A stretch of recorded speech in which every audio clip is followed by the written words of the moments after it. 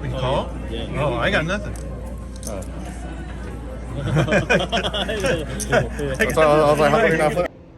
Welcome back to the vlog. Thanks for joining us today. Zeus, as you can tell, is a little bit disappointed with my play today. It was not very good. So I had a big punt right from the start. And, well, sit back, relax, enjoy. Here it comes.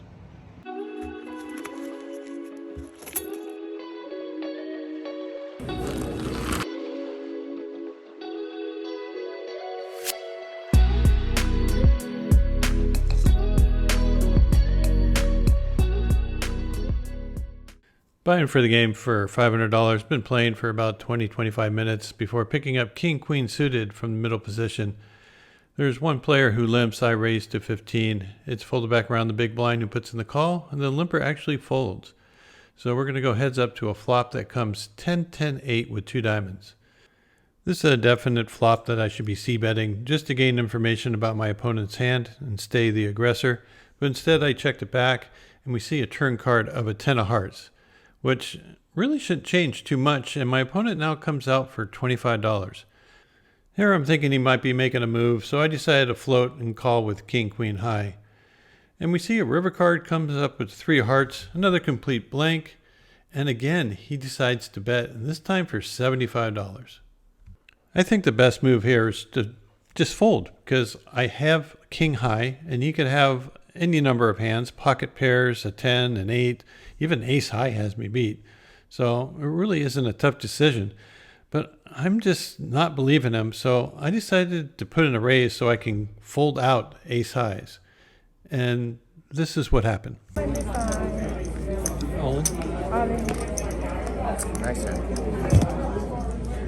I was so busy trying to get an angle for the camera shot that I didn't notice that he put in a chip to call, and he was holding his cards like he was folding, so I was just waiting. We can call? Yeah. Oh, I got nothing.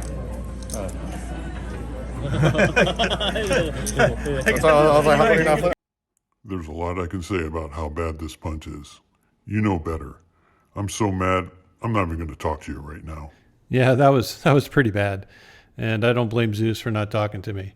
Yeah, I just put it off $300. Basically the first hand I played. Not a very good start.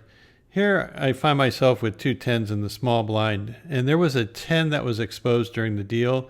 So I know I can't really be set mining here. So when it gets back to me after 4 limpers, I decided to put a good size raise. I made it $40. And you guessed it, all the limpers decided to call, including the big blind. So we're headed off to a flop with 166 in the pot. And I told myself, if it comes 10 or less, I'm just going to jam. Yeah, it comes 9 high, all diamonds. I do not have a diamond in my hand, but I got 1 pot size bet left, and I just fired in there, hoping to deny equity for anyone with a diamond. I don't think anyone has a pair bigger than mine. The big blind reshoves, and I told him, well, I got an overpair, if that's any good. I go, do you have diamonds? He said, no, he didn't have diamonds. And he showed me the pocket 9s. Yeah.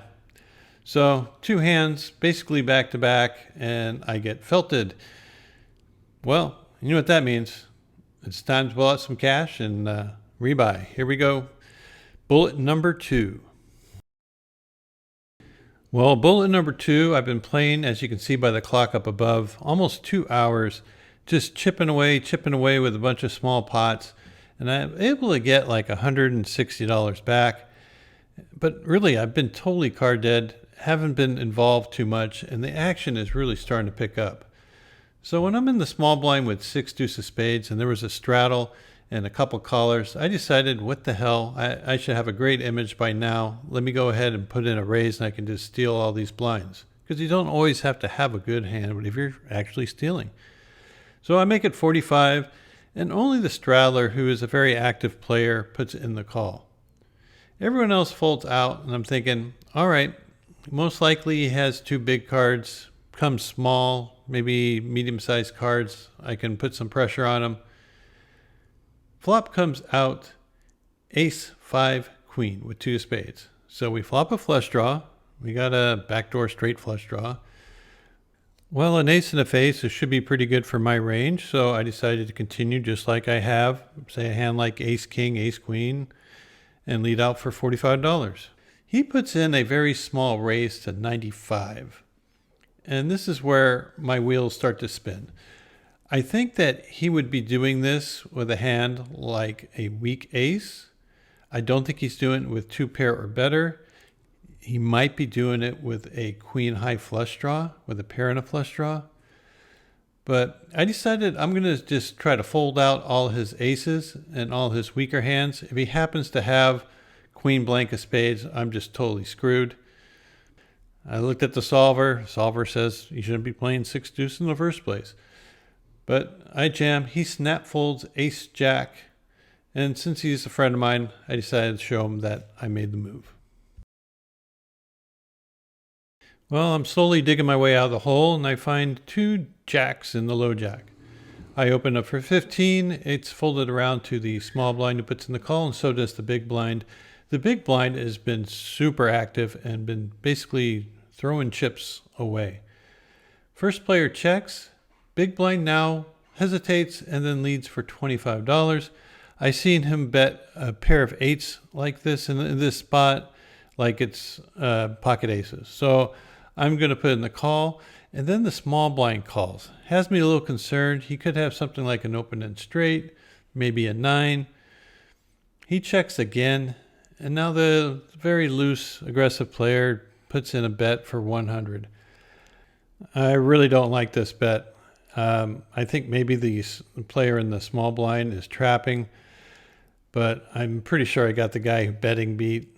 So I'm going to put it in. And sure enough, the guy in the small blind springs the trap, raises to $300. And I'm just thinking, well, there's another mini punt right there. I probably should get away from this, especially the way he smooth called the flop bet. Not playing my best. Normally I would find that kind of information and use it wisely. The other player now goes all in for his remaining chips. Obviously, he seems to have a hand better than an 8, so he probably had a 9 in his hand. So it's just time for me to give it up. I'm not getting the right price. A little frustrating having an overpair and not having it stand up, especially the way I've been running with jacks this last week. The small blind turned over pocket 8s, and the big blind actually had 9-4. Yes, 9-4. Offsuit, by the way. Well, if jacks didn't work that time, maybe they'll work this time. I got him again, this time in the hijack. There was a limper, so I raised to 20. And I get one caller from the player in the big blind, who was the player from the small blind in the previous hand. Flop comes out, 3, king, 4. He checked it over to me. I put out a c-bet, and he puts in a raise to 50. Obviously, on such a dry texture, it's pretty sure that he would have a king in this spot. I should probably just fold this, but I hate just folding to a check raise, and I think that if I do all the time, that people would take advantage of that by check raising me more frequently with air. So I put in the call, see what he would do on the turn. Obviously, he liked his hand, and he bets out for 75. I asked him if he had a set of 4s, and he didn't reply. And I'm going, well, it's either that or king, queen. So I decided just to let it go, but I wanted to gain as much information from him as I could while we were there. So I make the fold. He actually showed that he had a queen, and so that obviously he had a hand like king, queen. Of king, queen, that's what we look at in the big blind after a limp and the late position player raised to 20. I should probably 3-bet, but I didn't. I just flatted, and it let the limper come in too. Flop comes 10 high. It gets checked around. Turn card is a king. I check again. Middle player checks, and then the aggressive player bets for $20. I think he's totally full of it at this point, and I decided just to isolate him, not let anyone get a free draw with any kind of flush draw, so I make it 80. Now the player that was in middle position, who is the same player from the last couple of hands when I had jacks, puts in the call for the 80. And I'm going, wow, he checked it twice with this guy. Maybe he has some sort of draw. Maybe he picked up a flush draw, or maybe he flopped a flush draw. So when the river comes to 6 of spades, I decided to check to him, and if he has a missed flush draw, I can pick him off. And he bets 80 again. And I'm going, oh man, this feels like value. I'm getting, a great price, 5-1 on my call. Well, I don't know what to do here. I thought I was picking off a bluff, but now I'm worried I'm getting valued. And I'm thinking, I don't know what he has. Maybe he's playing something like King Jack like it's good. Maybe he thinks his pair of kings is good. Well, frustration got the better side of me here. I put in the call, and he showed me 9-10. So he flopped 2 pair, and he checked it twice to the last player, hoping for a bet. All right, if the game wasn't crazy enough, as it was before, it just upped the ante one more level. The player who was to my right was fairly conservative, and now probably one of the biggest action players in Sacramento sat down to my right, and he's got nailed on his first hand when he had a very good hand, and it got cracked. So I think his nose is wide open. He opens for a raise to 15. I'm next. I put in the call. On my left is another player whose nose is wide open at the time, and he raises to 45 without even looking at his cards, just like he has done for the last 10 hands.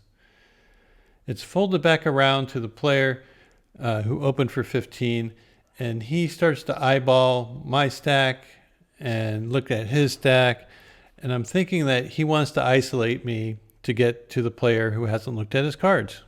Makes perfect sense to me. Even though he's an action player, I know he's a thinking player also. So after a while, he decides to raise to 115, and here I am. I'm going, okay, I'm stuck between 2 action players that have a super wide range, and I got an ace high that's suited. Is this good enough to go? And I'm thinking, yeah, one guy hasn't looked at his cards, and the other guy could be making a move with just about anything. So I just jam. And as soon as I put the chips in, the guy snap calls me, and I'm going, oh shit. I think I just stepped into it. Here comes punt number 2. So all my chips are in. The other player's all in for less. Flop comes out ace high with a 4 and a 5. Turn card comes is a 10. River card comes is a 4. I tell him I have a pair of aces. The other player to my left, who hasn't looked, turned over 1 ace, and the guy to my right turned over 2 kings. So I got extremely lucky against him, and the other player had ace 8 without even looking, so we ended up chopping.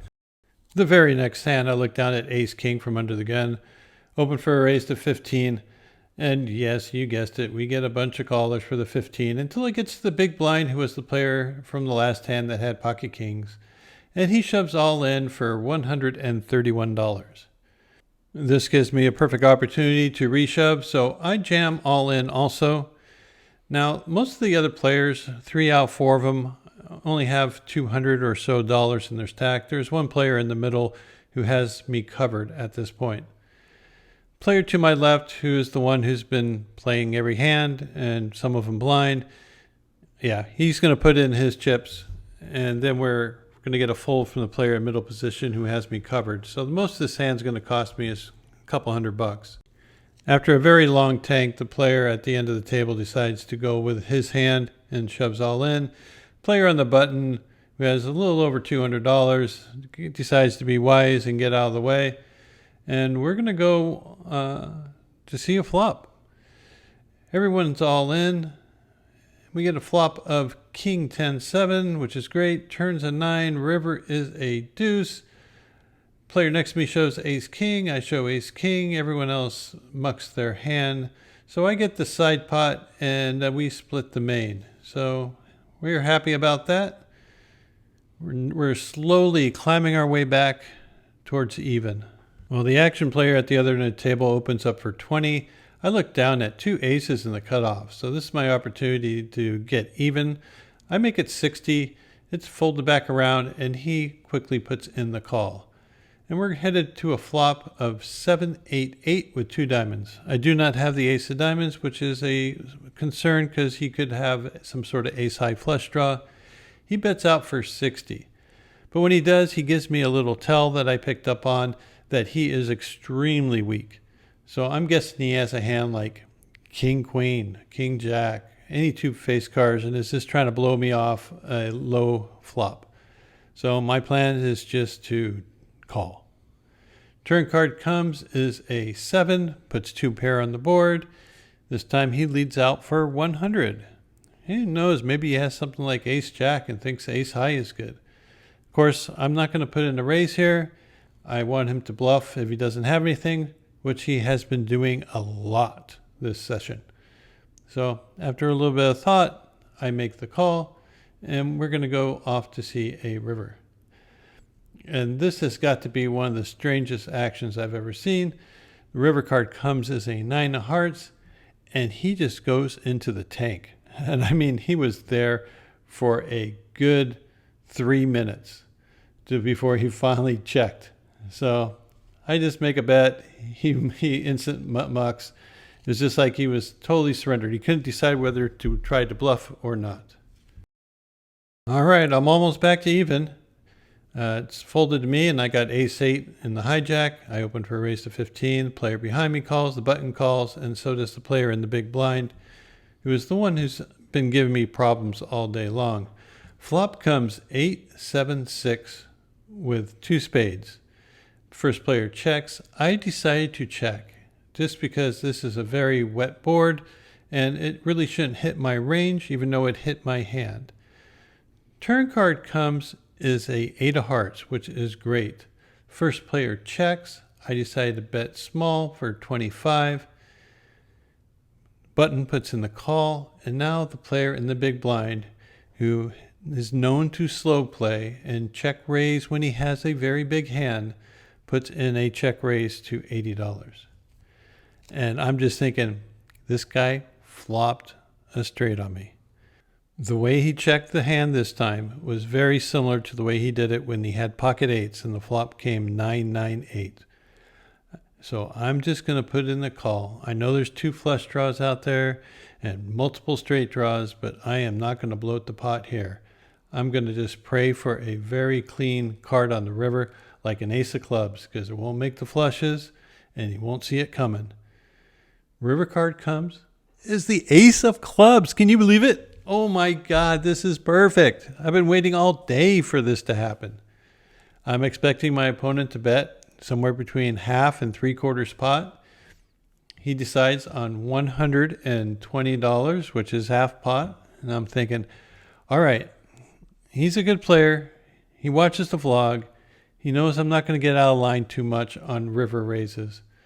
So what size should I use? I decided to go for a $245 raise on top of his bet, so I make it $365. I think, looking back on this, I might be able to get a few dollars more. I might be able to get something like $425, maybe even $450. But really, I think he might find the fold if I go too big. So anyway, he tanks for a very long time before finally mumbling to himself that I had ace-8 and puts in the call. And I did show him that I had ace-8. He did show that he flopped a straight with 9-10. And we are back to even and maybe a little bit ahead. So I played for another 20 minutes or so. Didn't do anything else. But after 5.5 hours, I ended up winning $560, which is a great result considering of how poorly I played today. I punted on that first hand. I made some pretty bad calls, $100 with the pocket jacks on the turn, just punting that away. Even the extra $35 with the jacks was just poor. Not 3-betting with king-queen offsuit from the big blind against a loose player. All those mistakes I was able to overcome them with a little bit of luck and river of an ace of clubs. Thanks for watching. I really do appreciate your support. And don't forget, we're going to be at Bankers Casino, myself, Andrew Lok, and Kenichi from KNPoker this Saturday and Sunday for a meetup game and tournament. Would love to see you down there. And if you can't make it, well, you can usually find me at Capital Casino Monday through Wednesday, sometimes on the weekend also. Anyway, thanks for watching. See you next time. Until then, good luck at the tables.